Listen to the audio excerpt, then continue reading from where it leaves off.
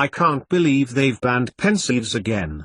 Though it was still early, the leaden sky was shielding out a lot of any of the light that an otherwise clear Halloween evening might give. Under one arm Septimus carried his lightning shot as he, Darren, Rufus and a still unsteady Julian made their way towards the Quidditch pitch. The last few days had been marvellous, and a marvellous coup for Cleus Lupin and Severus Snape. 2 days before, the Thursday, the games had begun, being opened officially by Rufus's mother, Bellatrix Lestrange, Minister for Sport, and which had seen half a day of the Quidditch tournament, played for points, rather than game wins with the same yesterday. Slytherin and Gryffindor tied for points and Hufflepuff were third with an absolutely stupendous tactical exchange of points half an hour in before the Golden Snitch, deemed pointless in this tournament. Pointless was what the crowd were shouting at any rate, was caught by their seeker to end the game. There had been little in it, this afternoon, following the lower hunt, towards which the four were making their way, would be see Hufflepuff play Slytherin and Gryffindor play Ravenclaw for a place each in the final, which would be played the next day, Halloween. The day before had also included a competition that tested the intellectual capacity of the students. 2 teams, one from the 4th and 5th years and one from the Newt years, with at least one non-wizard from each house, competed on general magical and non-magical knowledge, spells, defense, occlumency and wand skills. That had been a sight behold, especially the defense put up by William Swales, from Ravenclaw to Edward Herbert of Slytherin, which consisted of holding up his chair as if he were a lion tamer from an old-fashioned circus, trying to fend off Swales' disarming spell. It might have worked too but for Swales backing up to the spectators and falling over Professor Huxley Baird, resulting in the whole of the Great Hall erupting in laughter. Ravenclaw, predictably, ran a clear lead here, with Slytherin second and, with a point less, Gryffindor. Poor Hufflepuff's 3 points were enough to make their captain put her head down on the table in front of her, defeated. Jason Grudlington, the 5th-year non-wizard and one who had been almost entirely well as the rest of the non-wizards had, in turn, entered the hospital wing, patted her reassuringly on the arm, telling her that they would make it up in the Quidditch. "It's just while the games are on, Daz," replied Septimus, stepping over the rough, uneven ground with the rest of the school population. "I know your mum said you could have one, but there'd be no one to talk to." "I know, but still," replied Darren, his eyes looking ahead. "It's ages till my birthday, and Mum said I could have one now. But she won't have brought it with her today, now." "December's not that far away," replied Julian, their pace slow enough for him to keep up. Perhaps it had been the fresh air, or their illicit training sessions that week but he was definitely feeling noticeably better. And it's the start of December too. Not like poor Opal, she has to make do with one big one for her birthday and for Christmas. "When's her birthday then?" "Your sister's?" They made their way down to the incline towards the stands, the light seeming a little brighter down here, and Septimus looked up at the break in the clouds. Julian too, he considered. He looked a little brighter than he had done. "December 24th. She'll be 9. I mean, Mum and Dad don't do it, of course, nor me. But our grandparents do, and Uncle Rich. And some of her school friends." "That's not fair," agreed Darren. "Yes, at least I get my birthday. When's yours, Julian?" "February 5th. "What about yours, Rufus?" As usual, Rufus, managing in his daydreams to be nimble and sprightly, walking alongside them without tripping up over the half-hidden granite boulders, was away with the fairies. "Was it a lovely journey?" Darren continued, as the stands loomed higher, filling quickly as there were with students and adults, parents and teachers. Even some ministry wizards, Septimus noticed as Darren gently teased Rufus in a manner in which they had all grown accustomed. "Eh? To Fairyland? Met the Queen?" Had a tea party? Septimus and Julian chuckled quietly, appreciating their friend's mental meanderings. I was just thinking, nodded Rufus as the clouds rolled together again, the sky growing darker against the pumpkin lantern-lit arena, if anyone else has thought of using their owl. I wonder whether your little Doriel will have had enough training not to decide to follow them to find a night perch. Especially how dark it's getting. We can only hope, replied Septimus, evenly, looking up at the people who were now getting themselves seated around the Quidditch pitch. You have her well trained, Rufus. She knows where we'll be. She knows what to do for each call. We have the equipment, Septimus gestured towards the fastest broom on the planet, and thanks to Darren and Jules the plan. I think you've pretty much won it for us. Around them the other teams entering the lower hunt, from the first 3 years of the school, all including one non-wizard. That had been a challenge for some teams, so many of the non-wizards at Hedgewood's were so ill, several of them having returned home that week and the rest due to go the next day, after the Halloween feast. We can't say that yet, cautioned Julian as the rest of the lower hunt competitors began to collect at the west end of the Quidditch pitch just underneath the hoop. Darren asked when your birthday was, Rufus. He added, nodding stiffly as Arella, with Ro Williams, Gertrude Harris and the non-wizard Gordy Spings in her team to whom she had lent her wand in the train on the journey to Hedgewood's and had met the ire of her brother, waved enthusiastically at him. 18th August, replied Rufus, who looked around them. Isn't that Arella? H continued, pointing in the direction of the Ravenclaw stand. Isn't that Arella waving to you, Rocky? Clarified Darren, nudging Septimus, who was leaning against his lightning shot. Julian instantly reddened, turning his head to the stands above where the parents were assembling, before scowling at all of them as Darren gestured to her to come over. Isn't it great? Arella's eyes sparkled in the lantern light as she too looked around at the crowds. Wizards and non-wizards together. Just as it should be. Oh, Mum will be so pleased, she added, catching sight of Anne Blewett and waving. Her mother, alike to Arella in every way, petite, mousy-haired and an expression of determined enthusiasm, waved back down. You all set then? Asked Darren. You, Anne-Ro, and Gertrude. And, ha-ha exclamation mark ... Gordy? Septimus nudged him sharply to stop him tittering at the poor boy who seemed to only have been invited to join them as the rest of the non-wizards who were fit and able had already been taken by other teams. Oh yes. I can't say we'll win, but we'll give it a good go. She looked across to Julian, her eyes sparkling. The wind caught her hair and it flew outwards, and she carried on talking anyway as she fought to tame it. The gust had caught the light 9 shot too, and Septimus held onto it tighter. I mean, that's what it's about. Being part of it. More than winning. And trying not to fall off in this weather, thought Septimus, as the realization of what they had planned to do was settling into the backdrop of the arena, on this cold, dull, blustery day that was threatening what would be. If it happened by the look of the clouds, Julian had trained him well in meteorology, icy rain. It's winning for me, returned Julian, his mind far away from the weather. I mean, yes, it's good to take part, but what's the point if you're not going to want to win? That's how you do your best. I mean, it's not much of a competition if you don't want to try to win. He tailed off awkwardly, and Septimus and Darren went quiet too. Arella hadn't seemed to notice. I've got a few more to join, Julian. The young girl leaned in towards him, pulling back her robe sleeve surreptitiously.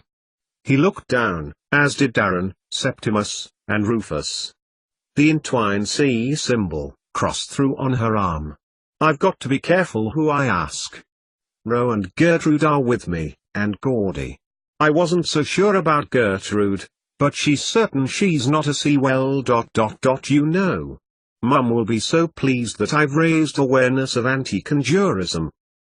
We'd better be careful here though, Darren replied, "We don't want people to find out, we might get in trouble." "It's great what you're doing," agreed Julian, folding down his own sleeve, showing off his matching pen-drawn symbol of resistance. "You too. I know you're against them ... and, symbol or no, it doesn't matter, because it's in your soul if you're an anti-conjurist. Just some people need a symbol to remind them." "Well, I'd better." Arella was about to turn and indicate to them that she was going back to her group when she stopped, her face frozen. Septimus, who had just been thinking how astute her insight was, looked where she was and froze too, taking in the expression of her brother. Fraser Blewett, flanked closely by Henry Swales, stood in their eye line. He leaned down towards Arella and eyed her fiercely. "Go away, Arella. What are these boys doing, eh? Talking to you. Especially a ... Henry nudged him. "Non-whiz it?" He spoke the words as if he'd just eaten something foul-tasting, a matching expression dissolving across his features. "Yes, Fraser," nodded Arella. All at once the mouse of her former self appeared, and she scuttled back over to her team, standing as they were with the other Ravenclaw Lower Hunt team near the Ravenclaw stand. At once, the two girls crowded around her, leaving Gordon Springs to stand next to them, a look of bewildered confusion on his face. Septimus threw that Fraser was going to make towards Gordy, but instead he turned back to Julian. "So ... meeting up with my sister. Out of hours. At night." "Hardly," retorted Julian. "I've not been long out of hospital, and with a tournament to win, I've been training." He looked around to Septimus, Darren, and Remus, who all nodded in agreement. "Well, that's not what I've heard," he snarled, leaning closer. "And besides, if this was true, the only time you could be training is out of hours, which is strictly against the school rules. As well, you know." Blewett punctuated the last sentence with his finger, stabbing it in Julian's direction. "I can have you expelled for this. Or worse. Why don't you just leave him alone?" Darren, quick to temper, his dark eyes shimmering, stepped up in defense of his friend. "Why you?" Fraser's face darkened and he stepped towards Darren this time, which did nothing to cause the boy to retract the challenge. Fraser towered down over him. "And you, Darren Black, are not much better than that." He stabbed his finger towards Julian. "Your father can barely do magic, or your brother. And your mother's a mental case. You just want to." "Careful," warned Henry Swales, nudging at Blewett. Fraser turned, and was about to question his friend, but instead turned back to Julian. Septimus thought he could see for a moment the image of the symbol that Arella had encouraged them to draw on their arms, without the streak he threw. "He's a damned misborn," hissed Fraser through his teeth, and at once made for Julian, his arms outstretched. "Leave him," declared a voice next to Septimus, and at once, Fraser Blewett was hauled off the young non-wizard. Sam Potter, with Jason Cruglington from Hufflepuff, had grabbed the older boy's arms and both stood between them and Fraser. Henry Swales took a step back, taking the hint, but Fraser stepped towards Sam. "Watch it," Blewett warned Jason, his sporting physique having been the cause of Blewett being floored at the bottom of the stairs in front of the entrance to the Great Hall a week ago when he'd tried to pick an argument with Crystal Leobrandt about Sam. "I am sure these boys would give testament to what I thought I heard you just say." Before Jason or Sam could press the matter further, Blewett and Swales retreated, stalking off towards the Slytherin house colors, muttered words between them and a few backwards looks at the four young boys. "Just what was going on there?" asked Sam to them all, his eye coming to rest on Septimus. "We don't really know," replied Septimus, honestly. "Arella came over to us to talk, then Fraser shouted at her and then us." There was a pause. Was he going to get into trouble now? Were they all? "My best advice," continued Sam Potter, as he bent down to them all kindly, "is to avoid the Blewetts. Arella too. So, he added, changing the subject before any of the boys could question him, what's the plan? To win, declared Julian, the shock of what had just happened appearing not to have troubled his competitive spirit, at least. We've a plan, and you'll see, finished Darren, nudging the others. Okay, laughed Sam, and Jason too, if you don't want to tell us. I'll look forward to watching you in action. I've seen your mum up there, Darren, in the parents section. Will yours be here, Julian? I know the non-wizard parents have been invited.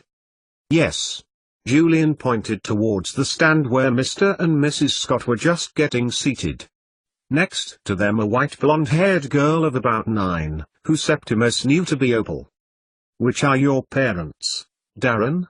When he pointed to just the row behind the Scotts, Septimus was about to say that no, surely that was Sirius Black, not Regulus. But his eye was drawn a few seats along to Sirius, sitting next to Sam's dad, and he pointed him out to the older boy. Yes, my parents are sitting there, and a couple of seats saved for Harry and Hermione. I don't know where Mum is. Come to that, she was there. I wonder if she's decided to help out. Behind them were a few other empty seats, and he watched for a moment as some wizards, who looked like they were from the ministry with the look of their hats emblazoned with an M.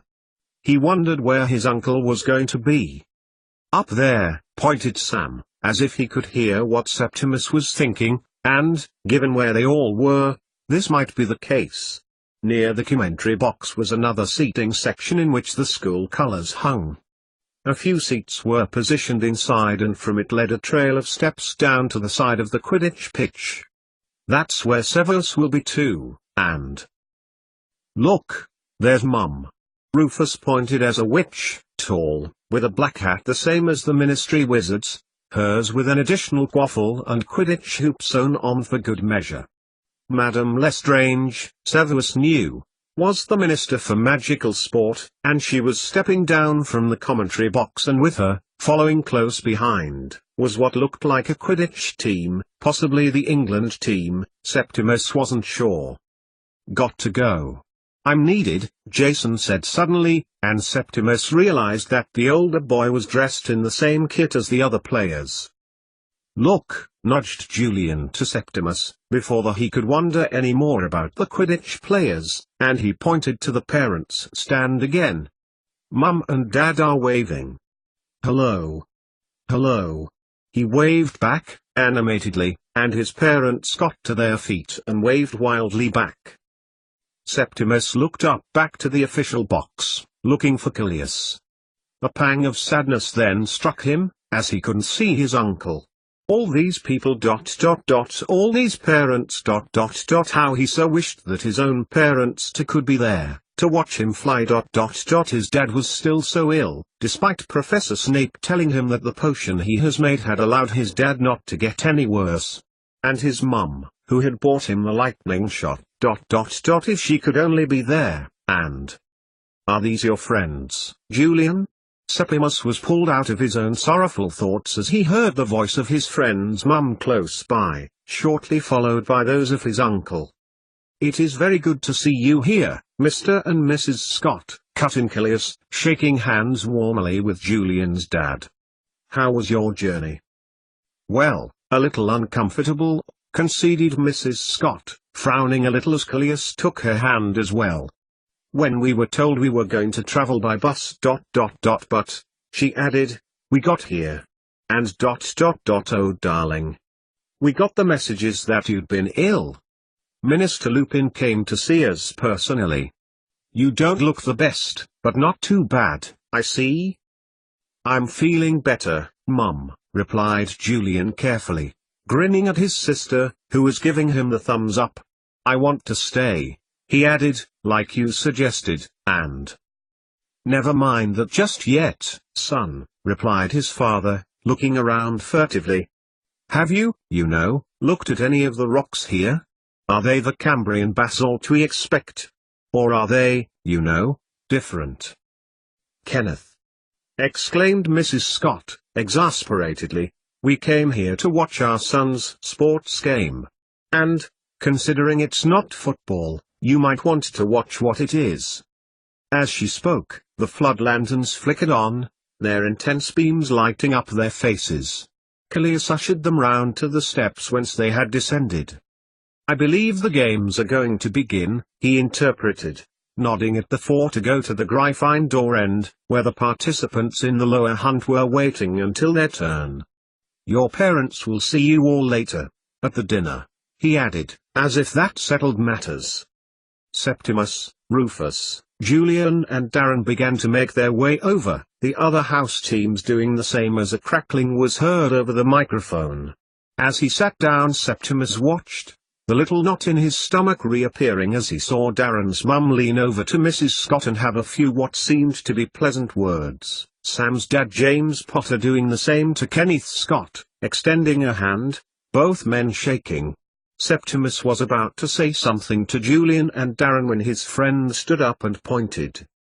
In the commentary box, next to Rufus's mum Bellatrix, Minister for Sport, were 7 Premiership footballers, all waving as Mrs. Lestrange spoke. The spotlights rested on the players, all waving in the box, and, as she announced their names, they came down the steps from the box still waving. Cheers bursting from little areas all around the Quidditch stadium. Clearly those non-wizards, and some wizards too who followed the beautiful game, were recognizing the men. "It's Fabrizio. September. Darren. Look. Joe Hart. Van Persie.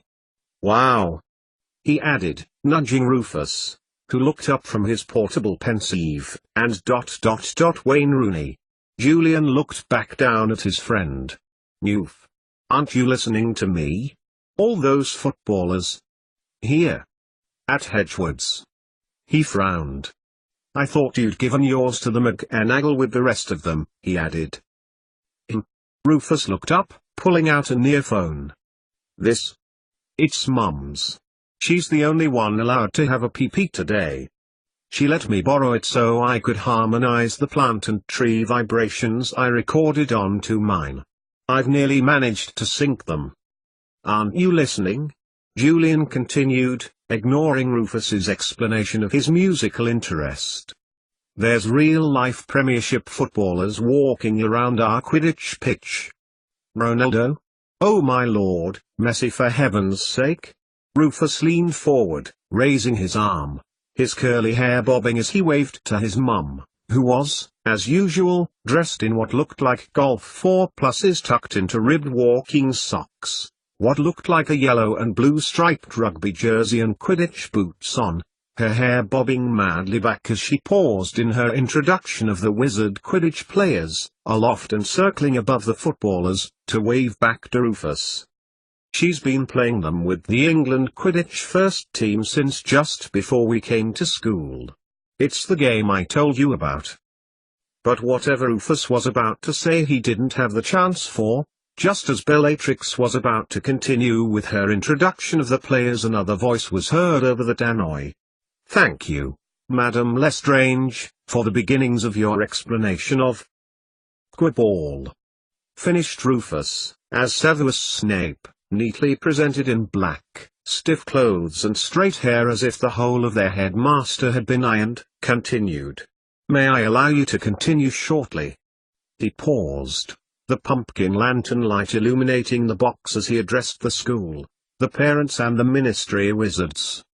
"I wish, on behalf of Hedgewood School of Witchcraft and Wizardry, welcome you all warmly to this, our 300th Halloween Games." A short pause allowed for the applause that came, and went, quickly. "We have revived the games in the spirit of sportsmanship, last played in 1967, to encourage friendship, teamwork, discipline and honor. The games have grown to incorporate the non-wizard students who have, due to the hard work of the school staff, not to mention Minister Cleus Lupin." The spotlights moved across to Callias, who was sitting to Snape's right looking a little uneasy, "and of course you, parents of the students, whose hard work, patience and belief in our vision for all children has been a resounding success." Fewer claps this time, Septimus noticed, and a few murmurs from the crowd behind him. Perhaps not the whole of Severus Snape's speech was being accepted as wholeheartedly as what had come before. The non-wizard students may be collected tomorrow, for it is, in deference to the season, historically Samhain, and a holiday. That was more like it, thought Septimus. Snape had all of his audience on side with that one. Everyone liked a holiday. And after that a lot of the non-wizards, especially those who had been particularly ill, would be allowed home. A nice move, Septimus thought to himself. His Uncle K had explained that it would limit questions about the non-wizards who had been very ill, and of whom there were still several in the hospital wing, and the return of so few of them come Monday. Tomorrow, Halloween Day, will see the inter-house Quidditch final, to which you, parents and ministers as well as students, are invited to attend, as so to tomorrow's feast. After tonight's lower hunt there will also be a light supper in which you may join the students. Snape continued to look around the crowd, noting the parents who had come, several non-wizard parents which, he concluded, would suit Cleus's cause. The reciprocators. The ministry. I am delighted to see so many of you today in support of our young wizards. With the current climate of threats to liberty and fairness to all, it is important now more than ever that we continue embracing the skills and talents not only of those with magic, but those without. For security reasons we asked that portable pensives be left at home. We will be taking moving and non-moving piqûres, and are delighted to offer these at cost price. Please see your child's head of house for details. And so now, Snape concluded, the Pomplin spotlight shifting down to the field, I would hand over to Madame Lestrange, the Wizard Minister for Sport. Thank you, Headmaster. Bellatrix Lestrange's voice now suddenly filled the stadium. And it wasn't until she leaned further forward that Septimus could see that the microphone she had was not in her hand but instead hovering 6 inches from her mouth and hovering just before her, moving as she did. The stadium was silent as she spoke. It was just a few months ago when, is this thing on? She spoke louder into the microphone, bending over it and tapping at the hashed metal, causing a shock of feedback on lots of calls of ouch. You just had to say. Before the microphone increased its amplitude. Like I was saying a few months ago, Headmaster Cleus Lupin charged me with devising a game which would allow both wizards and non-wizards to compete. I took 7 of the best from Quidditch and 7 of the best from football. Around the grass and above in the air the lights illuminated the players who acknowledged the announcement with waves and smiles. To realize my idea of a universal game that could be played by anyone no matter their ability. As she spoke the stadium, as one, watched as the players began to position themselves around the field. As they did so, 2 of the Quidditch hoops at each end disappeared, leaving the one large hoop. Below each a goal post appeared, the hoop perched in the center of it, at its usual height. Isn't this amazing? Mick Mullen, usually the twin who kept his cool the most enthused as the game began, nudged his brother, who grinned, an equally unnerving sight to the rest of the reciprocators. But it was a truly amazing sight. A game like no other. As you can see, each side has 7 players, 4 on the ground and 3 in the air. It can be alternated, according to the captain and substitutions, but the game begins in this way. The captain, aloft in the sky, begins the game by throwing down the ball. That quaffle's going to make a pretty great hole in the pitch down there, commented Dave Mullen to Mick. Let's hope the footballers don't get underneath or one will have a serious headache. But, much to their and the rest of the onlookers' amazement, the quaffle changed as it got level to the top of the goal into a football where Fabrizio nudged it with his foot and kneed it towards Wayne Rooney. The game continues like this: if it's on the ground the footballers carry on as if it's a football game. If it's kicked higher than the crossbar it becomes a quaffle again and the Quidditch players play as if it's Quidditch. Tactics can be used, such as strategic dropping and kicking upwards. Quidditch players can swoop low, At Bellatrix's word Genge Bollo, usually a seeker swept past Madame Lestrange, leaving her hair blowing in his wake as he cannily demonstrated her point. "Thank you, Genge," she acknowledged, and intercept the ball. "Especially good near goal time." The Quibball demonstration continued as brilliant Quidditch players and brilliant footballers showed their skills and what to Septimus looked like an exciting game.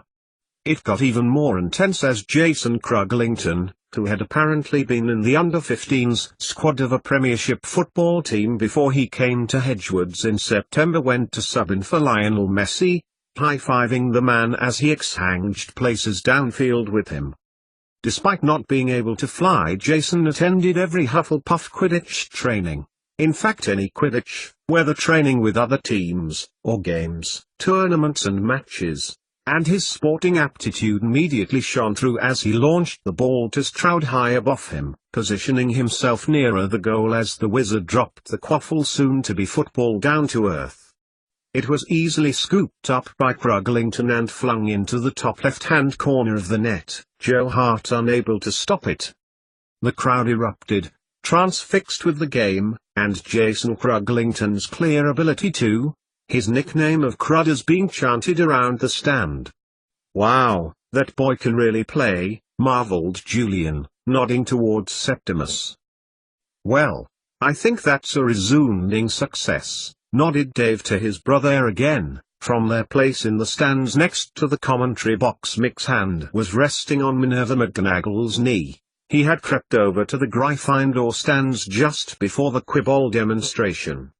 His long-term girlfriend gave him a "don't even think about it" look as she swept it away, the usually reserved witch getting to her feet and clapping with the rest of the audience, much to the surprise of those around her. Mick, his game over too, got up and made his way back to the parent stands. "I can see them, now you say," replied Dave, nodding to Sturgis Podmore, leaning forward over the stand edge and down where the parents were sitting. "The nerve! How dare they sit with the reciprocators just next to them? Near the non-wizard parents?" He pointed out Thales Blewett, whose house the half-breeds had been, where Sirius and Remus had been called out to visit, to deal with the vampires and werewolves, by whom they had been attacked. Anne Blewett, who was inexplicably sitting with her husband, turned her mousy head and looked up, grinning enthusiastically at Dave. "And that I don't understand. I mean, she was taken off by Samson Doyle, her husband's cousin. And now they're all as one, supporting their children." "There are lots of news here, under one sun," commented Mick, sardonically. "I wonder if he knows. Oh look," he pointed out a bit farther down, to a wizard sitting right at the front of the stands. "Swales Sr. It looks like the start of a conjurist party." "SHHH. Keep your voice down." James Potter leaned over to them, applauding as the Quibball demonstration came to an end. "We don't want to cause panic and fear." "They're causing panic and fear just being here," mock protested Dave.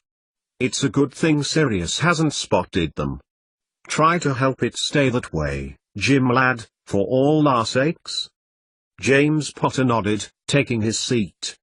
He struck up a conversation with Kenneth Scott again, explaining that his elder son and fiancée were having a party later that night and his wife was here, but, he added, glancing at the empty chair beside him, he didn't quite know where.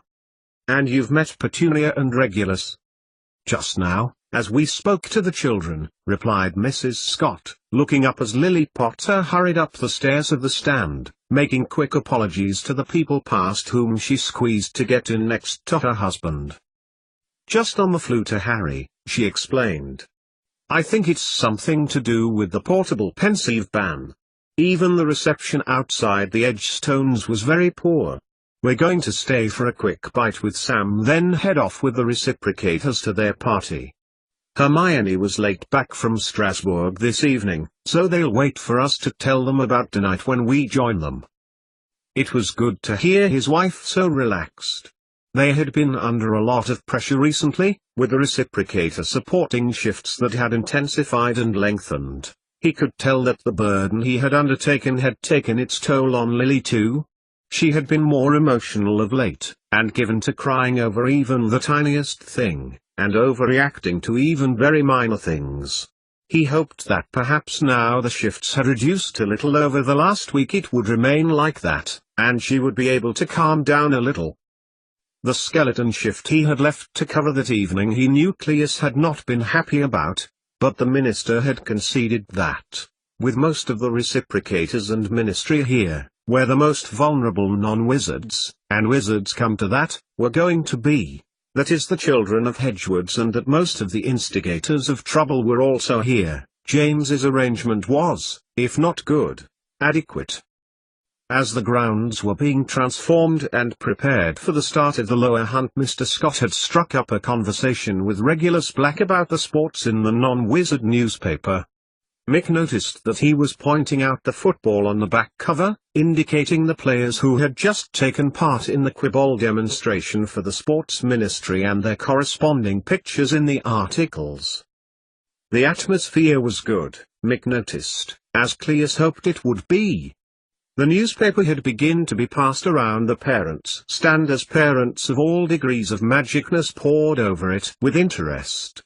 It then spread out into the audience, the students, whose lives had that past week become something of a news famine. Such were their lives without their perpetual access to the Daily Prophet's news roundup, the portable Pensieves 24/7 access to celebrity witch, wizard, elf, gnome, demon of the week, beauty advice or Quidditch news. There were nudges, points, claps on the back. Some of the wizard and non-wizard parents had begun to chat with one another, bonding over the news in the pause between the end of the Quibble and the start of the lower hunt. "So," asked Mick, who had noticed the Mexican wave of inter-magical bonding as it rippled out from the stands in front of him, "what time are Harry and Hermione doing? Are they coming tonight?" He smiled at Lily as he leaned across to James, who, he noticed, seemed decidedly different to the under-pressure wizard who had been coordinating the auxiliary assistance that the reciprocators were to the Aurors, several of whom were patrolling just outside the edgestones of the castle. Unprecedented as it was that non-wizard parents were at Hedgewoods waiting to see their non-wizard children compete in a competition last held nearly 40 years before. That it may be a target for conjurists was a high possibility, and the ministry and the school had taken every precaution to protect the audience that they could, including the highly unpopular bordering on the civil unrest decision to ban portable Pensieves. "They should be," James said, waving down to Sam, who was now taking his position in front of the younger student groups who were going to be competing in the lower hunt. In his hand a satin bag which would contain the draw for the order that the three groups would be competing with the other three houses. Mick waved too, but the object of his interest was sitting just behind Sam Potter. Minerva McGonagall, his very long-term girlfriend, smiled in return, half in greeting, half in frustration at his increasingly elaborate arm sweeps of a wave. "They should be," echoed Lily, smiling past Mick and herself waving to Sam. "But I know Hermione's working till late. Harry's been getting the party together most of this afternoon too. He's been busy with his new work," she broke off, looking at James pointedly, before changing the subject. "You're coming, aren't you, Mick? And Dave?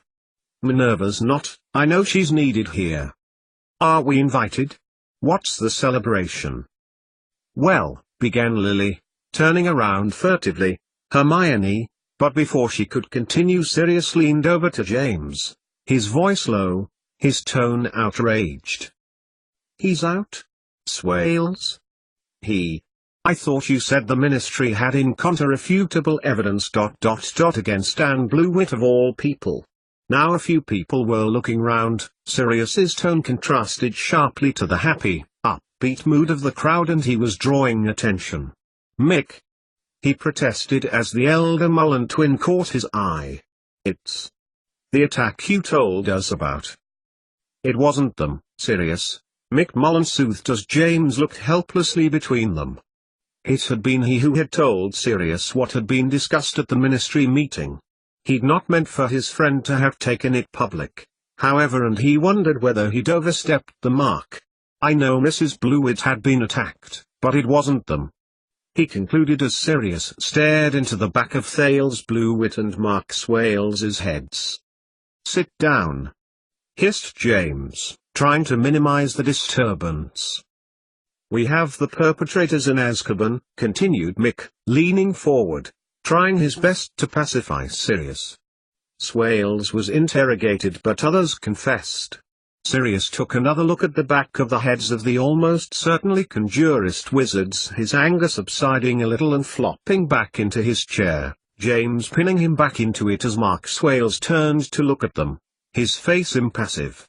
We've made some big wins, Sirius, continued Mick, but they must have terrified a lot of people, so many people want to give evidence against them. But the memory we took from the perpetrator was proof positive that he was the guilty one and Blewett and Swales were not. Of that, spat Sirius, sitting back into his seat, folding his arms in disgust. One word, Remus. What work had Harry been doing? Continued Mick, changing the subject to one less dangerous. Something for the ministry, I know that much, he admitted. But before either James or Lily could reply, the spotlights dimmed and into the commentary box stood Severus Snape. Thank you, Madam Lestrange. His voice resonated around the arena as the athletes, both wizard and non, who had lapped the arena to the applause of the crowd. If the introduction of Quibble went down to popular support, then, from the sheer enthusiasm and support of the audience, the sport would be breathed into fully formed life right there and then. A team from each of the regions of Britain would instantly appear and the league would have not only be formed but would have been playing since last summer. Now, what you have all been waiting for, on this cold, October afternoon, the third of 4 from the Halloween games, the lower hunt. Around the stands the applause reverberated, echoing backwards and forwards as the spotlights sought out the competitors from each house, all standing just before their respective house seating. There's so many people, declared Julian in wonder as he looked around the stadium. Earlier, when it had been lighter, and many of the seats unfilled, the place had looked much smaller. Are you ready? Asked Sam, as he held the bag in front of Septimus, as Snape continued to address the crowd, telling them that the introduction of the rule that a non-wizard must be part of the team, to which an overwhelming cheer erupted as he spoke. You need to choose your order, explained Sam, as he put the Hessian bag opening just under Septimus's nose. Take one counter, then you know what place you'll be playing. Reaching into it, Septimus put his hand over one large, roundish piece which felt like a stone, cold and smooth, before withdrawing it, holding it tightly in his hand. Well? Asked Darren, who had taken Septimus's lightning shot into his possession as Septimus had chosen, brushing his wind-swept short hair out of his eyes. Septimus opened it. Second, echoed Rufus, looking up to the sky and tilting his head towards it, as if listening. Doriel can rest her wings for a bit. He looked across to the other 2 Gryffindor teams. Looks like Freddy Cross's group are first, Julian surmised, as the group of 4 to their right were looking as if they were preparing to move. The Moody Twins group last. Septimus gave Freddy a thumbs up of support, who smiled back at Septimus, a faint look of terror on his face as he gripped his broom. Michael Priestley and Edward Elliot beginning to make their way into the field. 4 teams. 8 clues. 1 prize, the sorting hat. Another cheer. The sorting hat will transport the winning team back to the Quidditch pitch and the winner will be awarded 500 points for their team. The teams do not know the clues, or the route in which the clues will take them, continued Snape. They will have to rely on their wit, skill and teamwork to understand each clue. That puts them out, laughed Julian, pointing over to the Slytherin stand, Gareth Goyle, Christopher Crabbe and 2 other teams glaring out from the green and silver standards, ahead in pride and honor if nothing else. Into the center of the arena now stepped the first team from Gryffindor, along with the other 4 houses. They presented what seemed like their brooms to Madame Lestrange, as if to check for anything which may be against the rules, then their wants, and finally their familiars, any animals they intended to use. Richie Harris, for Gryffindor, was the head of the team, and proudly looped his long leg over the handle, securing the upper part of his foot underneath the brass footplate, with his other foot on the ground. Behind him, Markhurst, their non-wizard, did the same, gripping him tightly around the waist. Towards the exit of the arena Lorraine Lapin headed, followed closely by her cat scampering close behind her. In the center, Donna O'Mahony, a dark-haired, fresh-faced first year with keen eyes and a quick wit, Septimus and Darren had already found this out to their cost, positioned herself for the starting clue. Severus Snape, next to Bellatrix, held aloft the Sorting Hat, who gave a short speech about the wizards and non-wizards being more alike than different, and that the games would bind them in spirit, but Septimus wasn't listening properly. Already, in his head, he was trying to imagine how their tried and tested strategy would hold if they were going to use Doriel for, as it was turning out, with the wizards aloft whence the Quidditch players had been, the clues were appearing for all to see, but they were not physical clues. More that they appeared as light. The message is a picture of a parchment with the words in copperplate, as a usual message, but virtual, like a non-wizard 3D movie. We'll have to transcribe the messages, somehow, hissed Julian to Septimus, who had already spotted the rather large hole in their plan. Doriel can't transport light around. Warlocks, whispered Rufus, looking overhead too, and leaning into them both. I beg your pardon? Septimus, not put off by his friend's apparently random interjection, grinned at the almost swear word which probably really did mean something. Warlocks, repeated Rufus. They knew a thing or two about this. What we need is some sort of camera, something to duplicate the image, and then Doriel can take it in her beak. And Darren, you'll have to go now, if you want to be near the Edgestones where we need you. Righto, nodded Darren, turning to Sam Potter and explaining the situation. We have an interval just after this and I can go then. He dropped his voice low. Is the plan still the same then? You'll bring the messages? If you can make them read? I'll have to use Mum's PP, whispered back Rufus, looking furtively around him. They can take instant still images, and then Doriel can get them back to you. Okay, nodded Julian, but do you think you'll be allowed? I mean, we're not supposed to be using portable pensives for anything whatsoever. Darren nodded. Septimus, however, seemed to be thinking. There's nothing in the rules that says we can't. We just can't have preloaded our wands with spells or anything, even if we knew how, or use anything that will give us a chance of cheating. If you ask your mum to set it to still mode, then we can't have been using it to access information from other pensives or other people. Warlocks, said Rufus again. They know how to use spells for this. I read about it in herbology. Warlocks are more earth wizards, who don't get a proper magical education, but pick up magic as they grow up. One of them, it said, was a time spell, where an image can be taken out of time. I did start to practice it, so I could try that instead of risking the PP. I think we'd better go for the safest option, chuckled Septimus, clocking Julian's grinning features. Rufus's track record on clumsiness was renowned. As skies continued alive with the witches and wizards from each house from the first round, collecting clues and trying to figure out what they meant, landing, then taking off when they realized they must be wrong, with their house color sash streaming behind them. The crowd was in its element, cheering, yelling, shouting for their teams. By contrast, the parents were far more restrained, although several banners proclaiming their support for one or two of them had been unfolded.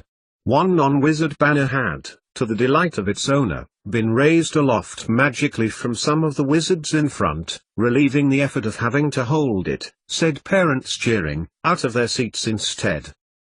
Nearly our turn, said Darren, as he watched as the Sorting Hat, it too looking airborne, watched the clues being solved one by one, and, as Septimus wondered whether Rufus's mum's PP was going to be allowed, next to the sorting hat, with a small, rather pale-looking pumpkin stood Katie Pitcher, the leader of the Ravenclaw first team, frowning a little. Septimus frowned too. He had also thought the prize would have been something a little more glittery, but as the sorting hat proudly proclaimed the Ravenclaw team, with Katie, the confident second year who was her house's reserve seeker, standing next to it, as the winners. As it spoke, the pumpkin itself opened to reveal small doves, tweeting and chipping, which grew bigger, slowly and gradually as they took flight before popping into small scrolls, like which the first teams from each house had been collecting, leaving tiny glittering trails in their wake. I am sure you will agree, ladies and gentlemen, witches, wizards and warlocks, that the first round of the lower hunt has been a true delight and pleasurable spectacle. Severus Snape addressed the audience, who were now on their feet welcoming back the teams. The Ravenclaw scoreboard, like all of those which had been used thus far in the Halloween games, clocked round with their duly won points. Now, as the second teams get into position, we watch, as the clues that they will seek fly around our arena. Septimus looked up as the scrolls took flight, wondering whether he could spot in which direction they were going. He spotted Chris Crabbe moving his head too, and guessed that he had probably got the same idea. It didn't matter though. Once the scrolls had got airborne, they then flicked out of sight, perhaps turning invisible, for they could now not be seen. One, however, remained in the arena, just as it had done for the first groups, and it wouldn't be long until he, as elected leader of their group, mainly because he had the lightning shot, took hold of the first clue, or, as it would be, read it, and perhaps captured its image if the PP was allowed, and they would be off. How exciting, murmured Sirius, who James had noticed for the first time in a long time, like himself, had become relaxed and had actually seemed to be enjoying himself. The lower hunt, as the Halloween games themselves, were not actually part of the school calendar when they had been at Hedgewoods, and he wondered whether he, Sirius, Remus and Severus might have formed a team in the way Septimus and his friends had done, and competed. Or whether Lily might have joined them, or Henrietta, or if they'd have entered a team for the cranium competition. And to have a Quidditch tournament so early on in the term. It's a pity he couldn't be here, Remus, said Sirius, turning his head to James as the second teams of the afternoon took their place by Severus and Bellatrix. He would have loved to see Septimus. Loved to have been with us all. Instead, James watched as he glared down at the backs of Swales and Bluewit, who were watching the Ravenclaw team. In it, Arella Bluewit walking determinedly towards the headmaster and the sorting hat, Gertrude, Roe and Gaudy Springs with her. Reela. Go. Go. From her place next to her husband, and Bluewit was on her feet, cheering their daughter. Arella turned and waved to her parents, who waved back excitedly. He will make recovery, I am sure of that, James replied, hoping to soothe the tension that was in his friend. Severus will find a way. But Sirius Black's interjection was silenced as the headmaster spoke. And now, the clues in position, and the teams ready, we await the sorting hat. With Arella, Fraser also strode out. As head boy of Ravenclaw, he was in charge of guiding the participants to declare the second round ready for competition. Watch it, Potter, snarled Fraser, his eyes narrowing as Sam stepped before Madame Lestrange, in front of the Ravenclaw team. Nodding a silent, "Excuse me" to Arella, he spoke quietly to the Minister for Sport. Bluewit glowered, malevolently. For the clues, and there, oh!